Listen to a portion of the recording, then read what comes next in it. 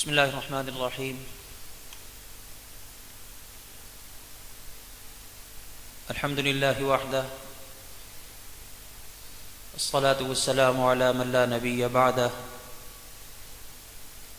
اما بعد فاعوذ باللہ من الشیطان الرجیم بسم اللہ الرحمن الرحیم اہدنا الصراط المستقیم صدق اللہ العظیم۔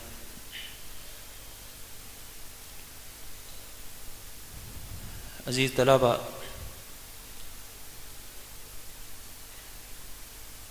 جیسا کہ آپ حضرات جانتے ہیں کہ میں کوئی باقاعدہ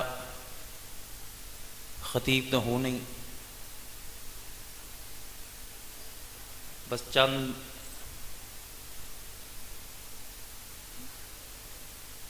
ضروری باتیں جو میں اپنی اور آپ کی تربیت کے لیے ضروری سمجھتا ہوں، ایک استاد ہونے کے ناطے ورز یہ دیتا ہوں۔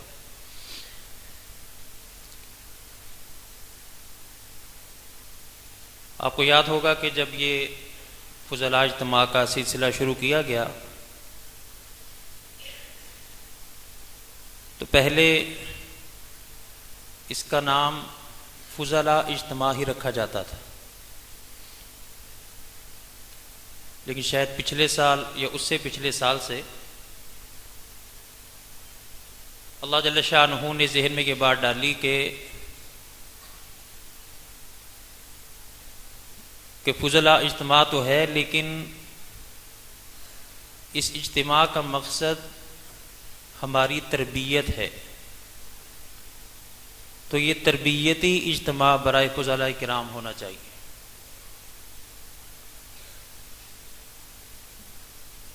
دیکھیں بیٹے، اللہ جل شانہ نے اسباب کے درجے میں ہمارے ساتھ بہت ساری ضروریات کو جوڑا ہوا ہے۔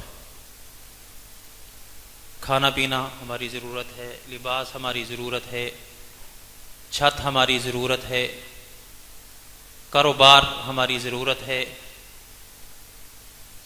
یہ ہماری تمام ضروریات ہیں، اس سے انکار نہیں ہے۔ لیکن جو آیت میں نے آپ کے سامنے تلاوت کی ہے، آپ جانتے ہیں کہ جب ہم قرآن پاک کھولتے ہیں سب سے پہلے صفحے پہ اللہ جل شانہ نے خود ہمیں یہ دعا سکھائی۔ کون سی دعا ہے؟ سب پڑھیں کہ اے اللہ ہمیں سیدھا راستہ دکھا۔ اب یہ دعا اللہ جل شانہ نے ہمیں خود سکھائی ہے، اور روزانہ بے شمار مرتبہ ہم نماز کے اندر یہ اللہ سے دعا مانگتے ہیں کہ اللہ ہمیں سیدھا راستہ دکھا دے۔ اس سے پتہ چلتا ہے کہ ہماری سب سے اہم ضرورت وہ سیدھا راستہ ہے۔ ہماری سب سے اہم ضرورت کیا ہے؟ کہ ہم سیدھے راستے پہ چل رہے ہو، جو اللہ جل شانہ نے رسول اللہ صلی اللہ علیہ وسلم کے ذریعے جو دین ہمیں دیا ہے وہ سیدھا راستہ ہے، اور وہ ہماری سب سے بنیادی اور اہم ضرورت ہے۔ باقی ضروریات اس کے زمرے میں آتی ہیں۔ تو میں پہلے بھی یہ بات عرض کیا کرتا ہوں کہ یہ جو اجتماع ہے یہ رمضان المبارک سے چند ماہ پہلے رکھا جاتا ہے۔ اس کا سب سے بڑا مقصد، آپ لوگوں میں سے اکثر چونکہ حافظ قرآن ہیں، قاری قرآن ہیں، ماشاءاللہ علماء کرام کی بھی ایک بہت بڑی تعداد ہے،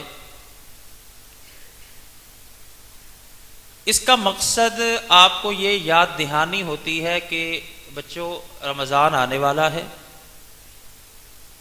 رمضان میں تراویح کے اندر قرآن پاک سنانے کے لیے اپنے آپ کو تیار کر لو۔ سب سے بڑا مقصد یہ ہوتا ہے۔ میں آپ کو ایک حقیقت بتاؤں، جتنے بھی طلبا موجودہ ہیں یا پڑھ کے جا چکے ہیں یا میرے متعلقین میں سے ہیں اور حافظ قرآن ہیں، مجھے سب سے زیادہ دکھ قرآن پاک کے بھولنے پہ ہوتا ہے۔ بہت دکھ ہوتا ہے کہ اگر کوئی حافظ ہو اسے قرآن پاک یاد نہ ہو۔ اس لیے آپ سے یہ میری گزارش ہے کہ قرآن پاک کو جتنا بھی بھول چکا ہو مایوس نہ ہو کہ ہم نے قرآن پاک یاد کیا تھا، بھول چکا ہے، اب ہماری مصروفیت ہے، ہم یاد کر نہیں سکتے، مایوس نہ ہو۔ قرآن پاک کو یاد کرنے کے حوالے سے تہیہ کر لیں، اس کے لیے کوئی ٹائم نہیں ہے کہ آپ نے آج شروع کیا ہے تو آپ نے رمضان تک کرنا ہی کرنا ہے، یا آپ نے 1 سال میں کرنا ہے، آپ نے 1.5 سال میں کرنا ہے۔ دیکھیں بیٹے، یہ تو ساری زندگی کا کام۔ آپ آج ہی نیت کریں کہ ہمیں جو قرآن پاک ہماری غفلت کی وجہ سے، مصروفیت کی وجہ سے کچھ کمزور ہو چکا ہے، ہم پکا ارادہ کرتے ہیں کہ انشاءاللہ آج ہی سے یاد کرنا شروع کریں گے۔ بے شک ایک آیت یاد کریں، ضروری نہیں ہے کہ آپ نے 1 صفحہ روزانہ یاد کرنا ہے۔ شیطان جو ہے نا، مختلف طریقوں سے ہمیں اچھے کاموں سے دور کرتا ہے، مختلف طریقوں سے۔ دیکھیں، اب ایک بندہ حافظ ہے، قرآن پاک خدا نہ خاصا بھول چکا ہے، اس نے کاروبار بھی کرنا ہے، اس نے ڈیوٹی پہ بھی جانا ہے، اس کے بیوی بچے بھی ہیں، سارے کام اس کی ذمہ داری ہے نا۔ اب شیطان اسے کیا کہے گا کہ تو روزانہ 1 صفحہ یاد کر، یا 2 صفحے یاد کر، یا 1 پاؤ یاد کر۔ اب جب وہ قرآن پاک اتنا بھول چکا ہے کہ 1 صفحہ روزانہ یاد کرنا اس کے لیے ممکن نہیں ہے، کیا ہوگا کہ وہ جوش سے 1 دن بیٹھے گا، 2 دن بیٹھے گا، 3 دن بیٹھے گا، شیطان اسے چھڑوا دے گا کہ تیرے بس کی بات نہیں۔ آپ بے شک آدھی آیت یاد کر لیں، 1 سطر یاد کر لیں، جتنا آپ کبھی 1 سطر کر لیں، آدھی کر لیں، 1.5 کر لیں، 2 کر لیں، جتنا آپ کے پاس وقت ہو، لیکن مستقل مزاجی کے ساتھ قرآن پاک یاد کرنے کا پکا ارادہ کر کے شروع کر دیں، چاہے 10 سال لگ جائے۔ دیکھیں، آپ جب شروع کریں گے، آپ نے سچے دل سے ارادہ کر لیا، توبہ کر لی کہ یا اللہ تو نے مجھے اتنی بڑی نعمت دی تھی، میں نے اس کی ناقدری کی، مجھے یہ بھول چکا ہے تو مجھے معاف کر دے، میں اب سچے دل سے توبہ کرتا ہوں، اس کو یاد کرنے کا تہیہ کرتا ہوں۔ یہ تو آپ جانتے ہیں نا کہ جب توبہ کی تو پہلی ساری غلطیاں معاف۔ اب وہ جو پہلے ہم سے غفلت ہوئی تھی قرآن پاک کو نہ پڑھنے کی وجہ سے بھلانے کی، اب وہ جو اللہ کی ناراضگی تھی، جب ہم نے سچے دل سے توبہ کر لی، وہ ناراضگی تو ہو گئی ختم۔ ناراضگی تھی نا کہ ہم نے، اللہ نے اتنی بڑی نعمت دی، اس کی قدر نہ کی، بھلا بیٹھے۔ اور جب ہم نے اس گناہ سے توبہ کر لی تو وہ تو ہمارا جو ایک اللہ سے رشتہ جڑ چکا ہے، جو رشتہ ٹوٹا ہوا تھا نا، وہ پہلا گناہ تو ہو گیا ختم۔ اب ہم نے نئے سرے سے چونکہ اس عبادت کو کرنا ہے، قرآن پاک کو یاد کرنا ہے، تو اس میں اللہ جل شانہ میری اور آپ کی نیت کو دیکھیں گے۔ یہ نہیں دیکھیں گے کہ اس نے 1 مہینے میں کرنا ہے، اس نے 2 مہینے میں کرنا ہے، اس نے 4 مہینے میں کرنا ہے۔ اب اللہ جل شانہ بخوبی جانتے ہیں کہ اس کی مصروفیت بھی ہے، لیکن اس نے ارادہ اتنا پکا کر لیا ہے، اتنا پکا ارادہ کر لیا ہے کہ اس نے اب شروع کیا ہے، یہ چھوڑے گا نہیں۔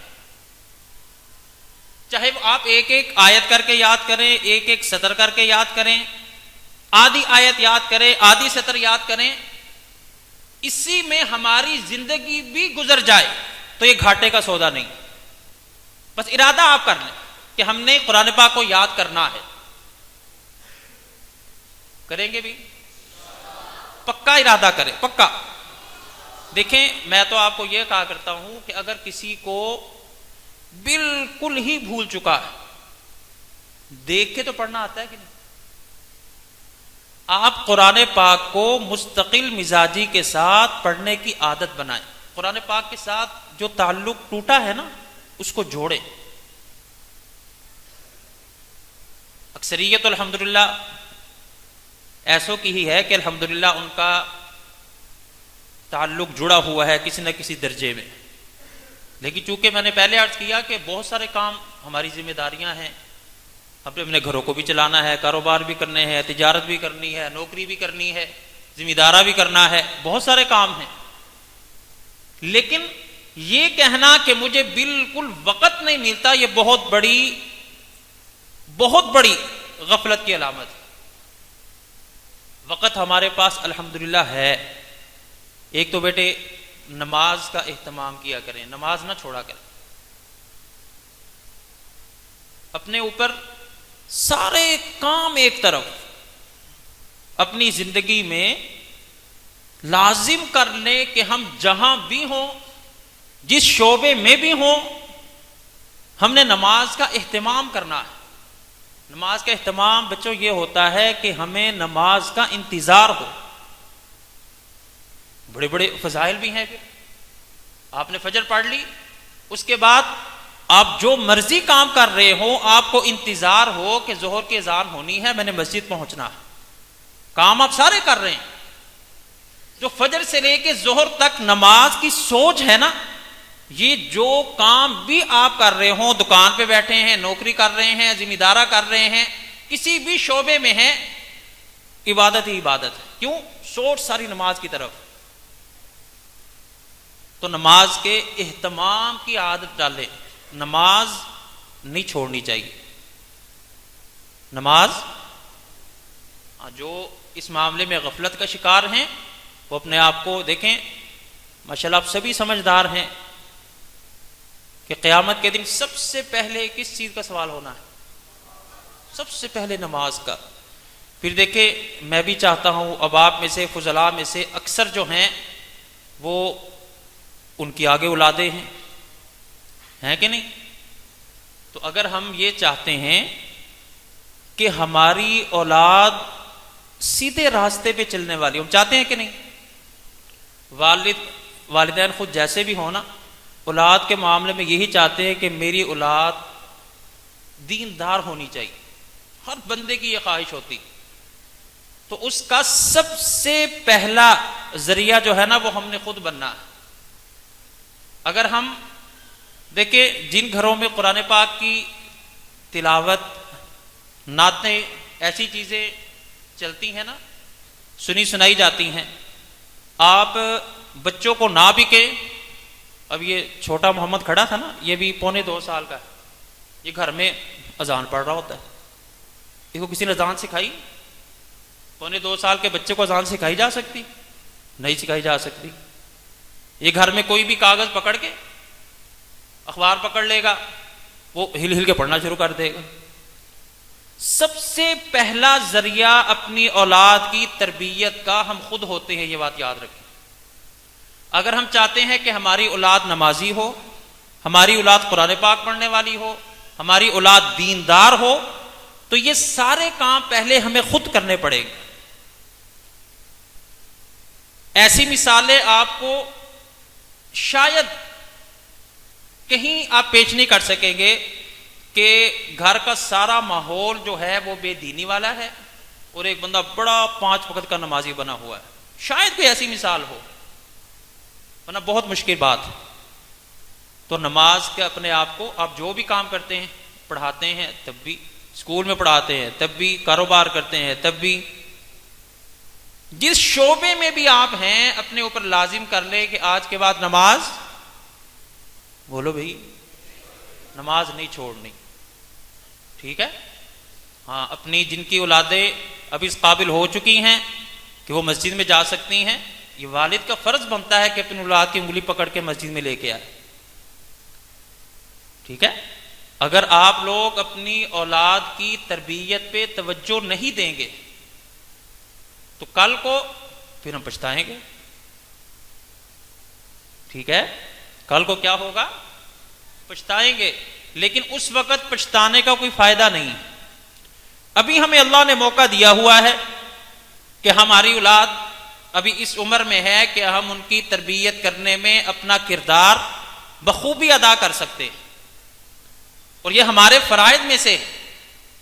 یہ ہمارے فرائض میں سے ہے کہ ہم نے اپنی اولاد کو سیدھے راستے پہ چلنے میں رہنمائی کرنی ہے.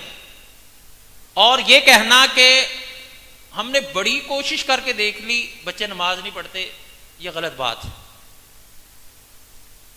یہ کہنا کہ بڑی کوشش کر کے دیکھ لی بچے نے صحیح تلفظ سے قرآن پاک نہیں پڑھنا سیکھا، یہ غلط بات ہے. ٹھیک ہے؟ اپنی اولاد کو اسکول بھی پڑھانا چاہیے، لیکن آپ میں سے کوئی بھی ایسا نہ ہو کہ جس کا بچہ غلط تلفظ سے قرآن پاک پڑھتا ہو. آپ میں سے الحمدللہ ہم بڑے فخر سے کہہ سکتے ہیں کوئی حافظ بنا ہے یا نہیں بنا، آپ میں سے تلفظ کسی کا کمزور نہیں.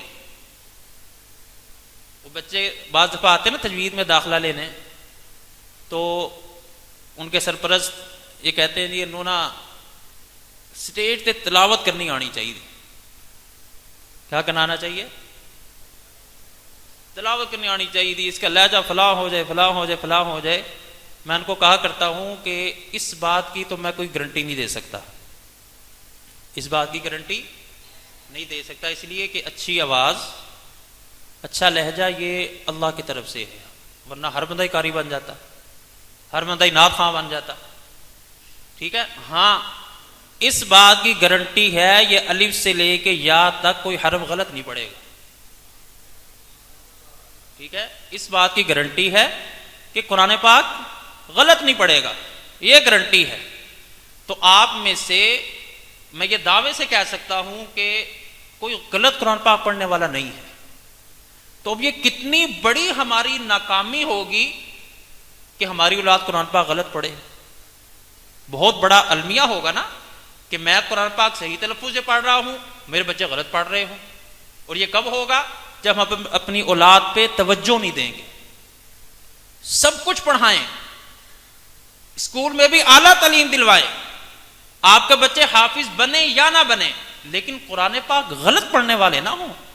یہ نہ ہو کہ باپ قاری ہو، باپ کا تلفظ اچھا ہو اور بیٹا سامنے بیٹھا ہا کو ہا پڑھ رہا ہے، عین کو حمزہ پڑھ رہا ہے. ٹھیک ہے؟ باپ قاری ہے لیکن اولاد اتنا غلط قرآن پاک پڑھ رہی ہے. تو اس چیز پہ ہم نے اپنی اولاد پہ بھرپور توجہ دینی. ٹھیک ہے بھائی؟ ابھی جو آپ نے بیٹے بیانات سنے ہیں، ہر بیان بہت قیمتی. غلام محمد صاحب نے جیسے آپ حضرات سے بات کی مادری علمی کے ساتھ تعلق، اور انہوں نے جو تنخواہ دینے کی بات کی نا وہ میں نے نہیں کہا تھا ان سے. ٹھیک ہے؟ ہاں. پھر مولانا عثمان یاسر صاحب اخلاقیات کے حوالے سے گفتگو کر رہے تھے. دیکھیں ہماری کتنی یہ بنیادی ضروریات ہیں کہ لوگ ہمیں دیکھیں نا، ہم اپنے آپ کو کچھ بھی سمجھے نا، لوگ ہمیں کہتے ہیں کہ یہ نا مولوی فرشتہ ہونا چاہیے، وہ ہمیں فرشتہ ہی دیکھنا چاہتے ہیں. تو ہم کوشش کر لیں کچھ بننے کی. جو اخلاقیات وہ ہمیں بتا رہے تھے ہمیں کوشش کرنی چاہیے. تو میں نے بیٹے یہ چند ٹوٹی پھوٹی باتیں آپ سے کی ہیں.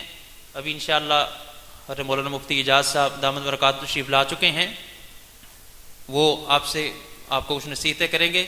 12 بجے انشاءاللہ دعا ہوگی اور اس کے بعد انشاءاللہ کھانے کے لیے آپ حضرات تشریف لے جائیں گے.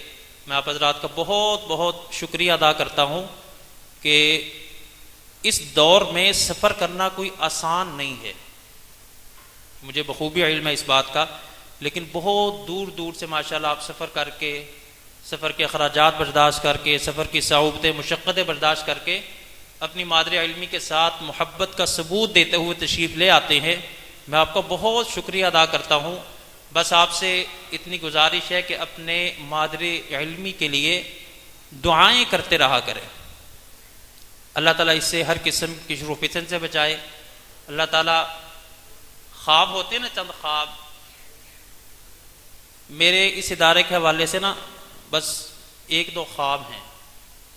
ایک میں اپنی زندگی میں میری یہ خواہش ہے، زندگی تو پتہ نہیں کتنی ہے، ایک تو اللہ جل شانہ مرتے دم تک قرآن کے ساتھ جوڑے رکھے، اور کوئی خواہش نہیں.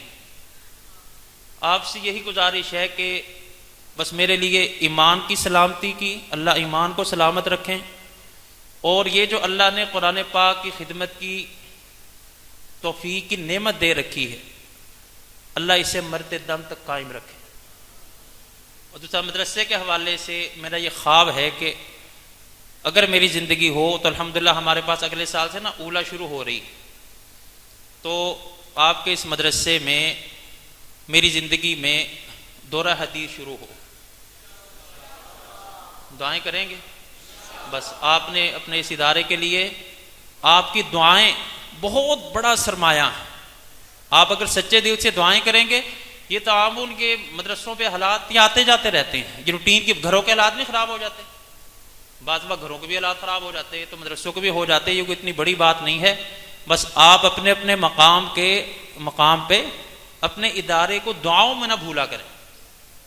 ٹھیک ہے بھائی؟ وآخر دعوانا ان الحمدللہ رب العالمین.